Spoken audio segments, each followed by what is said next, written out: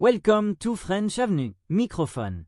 Welcome to French Avenue Microphone. Bonjour et bienvenue. Alors, on a tous un peu cette expérience en tête, non? Ah oui, complètement. D'apprendre une langue avec des listes de mots un peu déconnectées de la réalité. La table, la chaise, le crayon, ce genre de choses. Oui, des listes qui n'ont pas vraiment de sens, pas de contexte. Exactement. Et aujourd'hui, on va se pencher sur un ensemble de sources qui prend le contre-pied total de ça. C'est une leçon de français pour débutants, A1, A2, mais qui utilise un levier universel hyper puissant, la nourriture. C'est une approche fascinante. Notre mission, c'est de voir comment cette leçon, au-delà du vocabulaire, enseigne une culture et transforme des règles de grammaire en vrais outils pour créer du lien. Et la structure est vraiment perspicace. À première vue, ça a l'air classique, hein. Vocabulaire, grammaire, mise en situation. Oui, on pourrait croire. Mais le fait d'utiliser la nourriture comme fil conducteur, ça change tout. La vraie intelligence ici, c'est que la nourriture, ça active des circuits de mémoire et d'émotions qui sont très très puissants. C'est une excellente observation. En associant un mot comme chaud à une soupe réconfortante, plutôt qu'à la météo, on ancre la grammaire dans une expérience sensorielle. On n'apprend plus juste un mot, on apprend une sensation. On ne mémorise pas, on ressent. J'aime beaucoup cette idée. Alors, commençons par les ingrédients de base, si je puis dire. Allons-y. Le vocabulaire. La source propose une 50aine de mots, mais ce qui est intéressant, c'est leur organisation. On a d'abord le cadre, le rythme de la journée, petit déjeuner, déjeuner, dîner, et le fameux snack. C'est le squelette, l'armature temporelle sur laquelle tout le reste va se construire. C'est ça. Et juste après, la source introduit des mots qui sont plus que des simples aliments. Ce sont Des marqueurs culturels. le pain et le fromage, j'imagine. Exactement. On pourrait croire que c'est des mots comme les autres, mais non. La source insiste bien dessus. Ne pas connaître ces mots en France, c'est pas juste avoir une lacune de vocabulaire. Non, c'est passer à côté d'un pan entier des interactions sociales. Tout à fait. La question « T'as acheté le pain bas ?» c'est banal, mais c'est une des phrases les plus fondamentales du quotidien français. C'est tellement vrai. Le pain, c'est pas juste un aliment, c'est un rituel. On va pas le stocker, on va le chercher frais tous les jours. Comprendre ça, c'est déjà comprendre un bout de la culture. C'est ça. Et pour le fromage, bon, c'est tout un univers. La source y attarde pas en détail, mais elle plante une graine. Oui, et c'est la bonne stratégie pour un débutant, donner les clés d'entrée. Pareil pour les boissons d'ailleurs. Café, thé, eau. Les piliers de la convivialité. On dit pas « on discute une idée ». On dit « on va prendre un café ». C'est vrai. Donc, chaque mot est choisi parce qu'il ouvre une porte vers une interaction. C'est pas descriptif, c'est fonctionnel socialement. Et puis, on passe à la couche suivante, celle qui donne du relief, les adjectifs. Ah oui, Les goûts sucrés, salés, acides, épicés. Et les températures, chaud, froid. Et ce mot si pratique, tiède.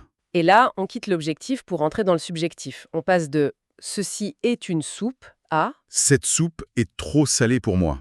C'est le début de l'opinion personnelle. « c'est le passage de la description à l'expression ». Et les exemples donnés sont très malins. Pour sucré, on a « le sucre est mauvais pour les dents, mais délicieux ». Il y a déjà un mini-débat, une nuance. J'aime bien. Oui, exact. Et pour épicé, la source utilise un avertissement. Attention, ce chili est très épicé. On est dans le conseil pratique, le partage. Ces adjectifs, en fait, ce sont les premiers outils pour que l'apprenant commence à se définir. Ah bah oui, je suis quelqu'un qui aime le sucré, qui aime pas l'épicé. C'est ça. C'est le début de la construction d'une identité dans la nouvelle langue. Donc on a tous ces mots qui permettent de peindre un tableau assez précis, mais bon, comment on les assemble? Comment on évite que ça sonne comme une liste de courses un peu bizarre? Et c'est là qu'arrive la grammaire. Présentée non pas comme un obstacle, mais vraiment comme une logique d'assemblage. D'accord. La source se concentre sur l'essentiel. D'abord les verbes d'action, manger, boire, préparer, au présent, ce qui est logique, on parle d'habitude. C'est le moteur de la phrase. Et elle s'attaque tout de suite à un point qui est souvent une source de confusion immense pour les non-francophones. Ah, les articles. Oui, les articles le, un, du. La distinction entre le café, un café et du café. La source l'explique bien, mais au-delà de la règle, c'est une vraie gymnastique mentale. C'est plus qu'intéressant, c'est une fenêtre sur la façon dont la pensée francophone conceptualise les choses. En anglais, on peut dire « I like coffee », c'est une idée générale. Une substance, un concept. Exactement. En français, on est obligé de préciser tout de suite « Est-ce que j'aime le café ?» en général, le concept. Est-ce que je veux un café, un objet, une tasse, ou est-ce que je prends du café, une quantité? L'apprenant est obligé de faire un choix avant même de finir sa phrase. C'est un changement de perspective énorme. Et la source aborde ça très tôt et de manière très pragmatique. C'est un excellent point. On n'apprend pas juste une règle, on apprend une nouvelle façon de voir le monde. Et puis, il y a l'autre grand classique. L'accord des adjectifs. Voilà. La source pose la question ixiti. Pourquoi on dit un pain frais, mais une salade verte? Et ce que je trouve réussi, c'est que ça rend la règle mémorable. C'est pas un tableau abstrait à apprendre par cœur. En associant ça à des aliments, on crée une image mentale. Le pain est frais, la salade est verte. Et ça devient presque intuitif.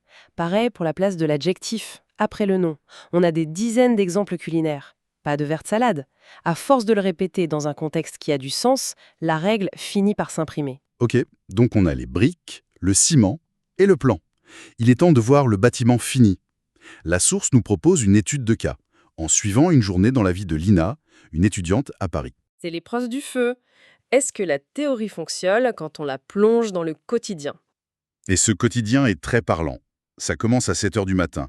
Lina est pressée, elle attrape un croissant sec. Ah, le croissant sec, déjà on sent le petit drame matinal. C'est ça. Et un café sans sucre. Sa colocataire, Amélie, elle, prend un yaourt frais avec des fruits. Et là, le contraste est immédiat. En 2 phrases, on a 2 personnalités, 2 rythmes de vie. On imagine presque le croissant un peu décevant de Lina face au yaourt appétissant d'Amélie. Le choix des mots est chirurgical. Sec, c'est négatif. Frais, c'est positif. On a de l'empathie, ça rend l'histoire vivante. Tout à fait. Mais je me pose une question. Cette histoire de Lina, aussi efficace soit-elle, est-ce que c'est pas un peu cliché? Le croissant, l'étudiante à Paris? C'est une critique légitime? Est-ce que ce genre de stéréotype, ça aide ou ça dessert l'apprentissage? C'est une très bonne question. On pourrait le voir comme un cliché, oui, mais d'un point de vue pédagogique, je pense que c'est un choix délibéré et intelligent. Ah oui. Pour un débutant niveau A1, les clichés sont des points de repère. C'est un terrain connu, simplifié, qui permet de se concentrer sur la mécanique de la langue. Le croissant, c'est une sorte d'échafaudage culturel pour construire ses premières phrases en sécurité. D'accord, je vois. Le but, c'est pas de faire une thèse sur le petit déjeuner français, c'est de rendre la grammaire accessible. La nuance, ça viendra plus tard. Vu comme ça, le cliché devient un outil. C'est un point de départ. Alors, la journée continue. 12h30, la cantine. Lina choisit une soupe chaude pour se réchauffer. Son ami Lucas prend une salade pour rester frais. Encore une fois, les choix sont motivés par des sensations. Ce qui ancre le vocabulaire. Et c'est là qu'on a le premier vrai dialogue, un premier conflit d'opinion. Lucas propose un sandwich au fromage et Lina répond Non, je déteste le fromage. direct, simple, l'application parfaite de la négation, ne, pas, et du verbe détester. C'est une étape cruciale. On passe de la description de son plateau à une vraie interaction. Elle exprime une préférence forte, elle se dévoile. C'est une phrase simple, mais elle contient déjà une affirmation de soi. C'est le début d'un véritable échange. Le soir, l'atmosphère change. Le dîner à 19 h, c'est plus juste fonctionnel. Lina cuisine la soupe de légumes de sa grand-mère. Une recette familiale. Le champ lexical s'enrichit. La nourriture devient un lien avec le passé, la famille, les émotions. La soupe n'est pas juste chaude, elle est réconfortante. Elle rappelle la maison. Et ce passage, c'est le cœur émotionnel de l'histoire. Il montre que, même avec un vocabulaire limité, on peut commencer à raconter des choses intimes. La phrase « sa recette de soupe me rappelle la maison » est d'une richesse incroyable. Ah oui, c'est vrai. On y trouve la possession, la mémoire, l'appartenance. C'est la preuve que la communication profonde n'attend pas la maîtrise parfaite de la grammaire. Et on arrive au dénouement, plus tard dans la soirée. Amélie propose un snack salé, avec du fromage de chèvre. Et là, on se souvient de la phrase de Lina à midi. « Je déteste le fromage ». C'est un petit moment de tension. Va-t-elle refuser ou oser goûter? Et elle ose. Elle goûte et sa réaction est super authentique. Waouh, c'est bon.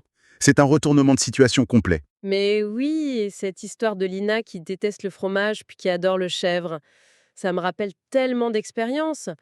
On arrive dans un pays avec des idées préconçues, des goûts arrêtés, et c'est souvent autour d'une table que ces barrières tombent. C'est un microcosme de l'expatriation. C'est ça. La découverte d'une culture, ça passe aussi par la découverte de nouvelles saveurs. Et c'est un moment de découverte mutuelle, parce que l'histoire finit sur un échange. Lina demande la recette du snack au fromage. Et Amélie, en retour, demande celle de la soupe de la grand-mère. La boucle est bouclée. Le partage de nourriture a mené à un partage de savoir, d'histoire. Absolument. Cette histoire, c'est une démonstration parfaite. Elle intègre tout, le vocabulaire, les adjectifs, les verbes, les opinions. Tout y est. Mais le plus important, c'est la conclusion. Le dialogue final résumé par « on échange nos habitudes alimentaires, c'est sympa », ça atteint le but ultime de l'apprentissage d'une langue. Créer du lien. Créer du lien. Partager un peu de soi. L'échange de recettes, c'est l'échange d'un héritage. En y repensant, le parcours est vraiment bien construit. On est parti d'une liste de mots qui auraient pu être stériles. On a ajouté des règles de grammaire qui auraient pu être intimidantes. Et en plaçant tout ça dans le contexte d'une journée simple, tout s'est animé. On a vu comment parler de ce qu'on mange, que ce soit un croissant avalé à la hâte ou une soupe chargée de souvenirs. C'est une manière fondamentale de parler de qui on est. C'est ça. Et c'est ce que la conclusion de la source souligne. Les repas sont des moments de partage. La maîtrise de la langue, même à un niveau débutant, est la clé pour accéder à ces moments. La capacité de Lina à dire « je déteste »,« je préfère »,« c'est délicieux », ça lui permet pas seulement de participer, mais de devenir un membre actif de sa petite communauté. De se connecter aux autres. Exactement. De manière significative, ça boucle la boucle de façon très très satisfaisante. La source se concentre brillamment sur la description de ce que l'on mange. C'est la première étape, elle est essentielle. Mais en vous écoutant, une pensée me vient pour aller plus loin. La conversation la plus intéressante, elle commence souvent pas par quoi, mais par pourquoi. C'est vrai. Pourquoi cette recette de grand-mère est-elle si importante pour Lina? Quelle est son histoire? Pourquoi est-ce qu'on préfère le salé au sucré le soir? Peut-être que le prochain niveau de maîtrise après cette leçon, c'est pas seulement de décrire le repas, mais de commencer à vraiment raconter l'histoire qui se cache. À parler de nourriture, ça peut paraître tout simple, c'est quelque chose qu'on fait tous les jours, mais en réalité, c'est un outil formidable pour apprendre le français. Aujourd'hui, on va voir comment une conversation, même la plus simple, autour d'un repas, peut nous aider non seulement à mieux parler la langue, mais surtout à créer de vrais liens. Et c'est vraiment ça, l'idée centrale qu'on va explorer ensemble. Le but, ce n'est pas juste d'apprendre des listes de mots par cœur, non. C'est de réaliser que chaque discussion sur un plat, c'est une porte qu'on ouvre vers une connexion, une vraie connexion humaine. Pour bien illustrer ça, on ne va pas faire une leçon de grammaire classique, non. À la place, on va suivre une journée dans la vie de Lina. C'est une étudiante qui vit à Paris, et ce sont ses repas, ses petites conversations qui vont nous guider. Allez, c'est parti, on plonge dans son histoire, on va voir comment des moments tout bêtes, du petit déjeuner au dîner, deviennent en fait de super opportunités pour apprendre et pour partager en français. Bon, notre histoire, elle commence dans l'agitation d'un matin parisien comme beaucoup en connaissent. Et même quand on est pressé, la nourriture est là. Et avec elle, nos premiers mots-clés de la journée. On imagine très bien la scène, hein. Le réveil qui sonne, le temps qui file. Pour Lina, ce matin, pas de grand festin. Son premier repas, il est dicté par l'horloge. C'est une situation qu'on a à peu près tous déjà vécue, j'imagine. Et voilà, tout de suite, notre premier mot essentiel, le petit déjeuner. C'est le point de départ de la journée de Lina et aussi le nôtre. Et hop, à peine la journée commencée, première interaction. C'est sa colocataire, Amélie, qui entre en scène. Et avec une seule petite phrase, regardez tout ce qu'on apprend. Yaourt, frais, fruits, et puis l'adjectif sec pour décrire le croissant de Lina. Une simple remarque, et déjà plein de vocabulaire. Là, le contraste est super clair, et c'est ça qui est intéressant. D'un côté, le croissant sec de Lina, de l'autre, le yaourt frais d'Amélie. Le fait de mettre ces deux choix côte à côte, ça aide vraiment à bien retenir ces adjectifs qui s'opposent. Ok, la matinée est passée, on avance dans la journée. L'heure du déjeuner, c'est souvent un moment de choix.